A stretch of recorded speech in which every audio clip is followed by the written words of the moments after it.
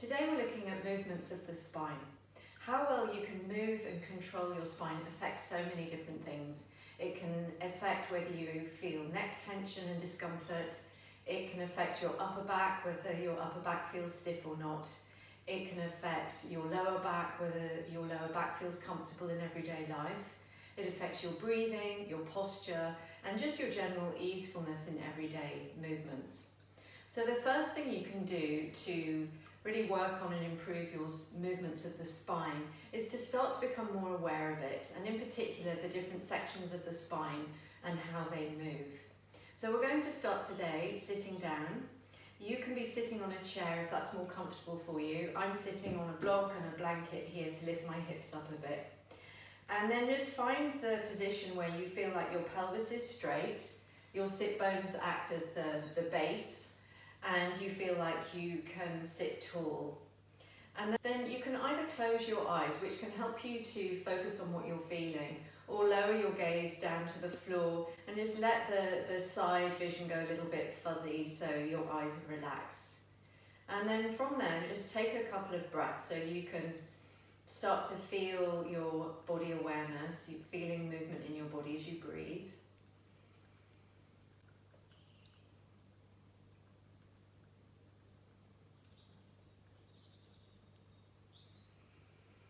Just sitting, just noticing the breath moving through your body, perhaps taking a few longer, slower breaths in and out. So now let's feel into the spine using a little bit of movement. So we'll start with the neck and start by drawing your chin down towards your chest so that you round your neck spine. So this is flexion of the neck spine. You might feel some stretch in the back of your neck there. And then lifting your chin up, lift it a little bit higher than center, and feel how you're arching the back of your neck. So that's neck extension, cervical spine extension. Let's do that one more time, dropping the chin down, flexion. It's the rounding, lifting the chin up, extension. And then bring your head back to center. And we're going to turn the head to one side into rotation. So you can feel the neck vertebrae kind of swiveling on top of each other, turning to the other side. Do one more to each side. So you can feel this stacked bones that can just rotate on top of each other. And you have a lot of rotation in the neck, a lot of flexion, a lot of extension. The neck has a lot of movement. And then finally, lateral flexion. So the neck has slightly less of this, dropping your ear to one shoulder, coming back to center, dropping your ear to the other shoulder. That's the least direction the neck moves in compared to the others. And then coming back to center. Okay, and then we'll move on to the thoracic spine, the upper back, which is connected to the rib cage, and it can be helpful to feel into your thoracic by using your sternum, your breastbone at the front. So we're going to start with 2 fingers on the sternum, and then feel like you're pushing it to make your chest a bit concave. And can you feel how that slightly rounds your thoracic spine? So there's your flexion. And then push your breastbone into your fingers. See if you can feel that sternum lifting forward and up a bit. So we're trying to extend or lengthen up the thoracic spine. Let's do that one more time.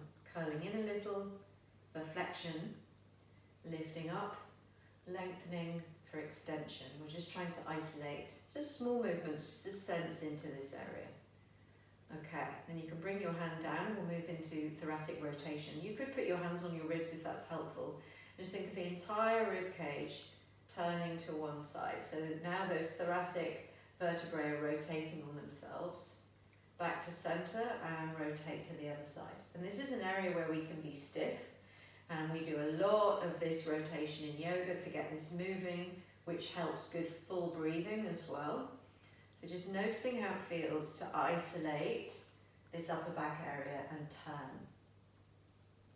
You might notice your head tries to lead the way because the neck spine has lots of rotation, so it tries to do it for you. Back to center, and then the thoracic spine can also side bend. So you can push your ribs a little bit to one side, a little bit to the other side. And again, we're just trying to isolate and feel the thoracic. So you might notice your head and your neck spine joins in.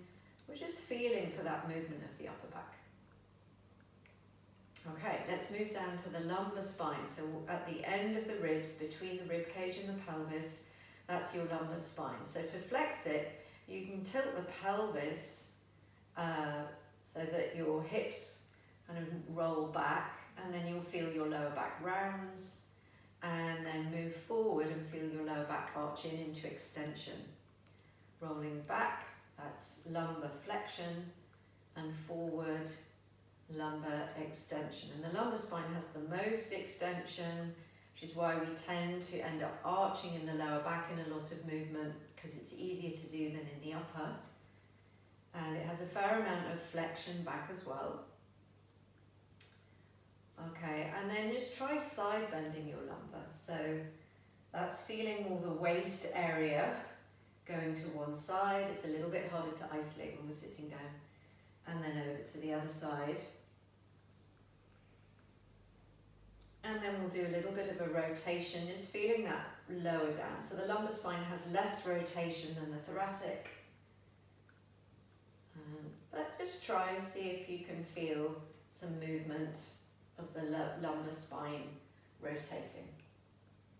Okay, and then the sacrum and the tailbone, all that fused base, if you like, that kind of move with the lumbar as the lumbar moves around as well.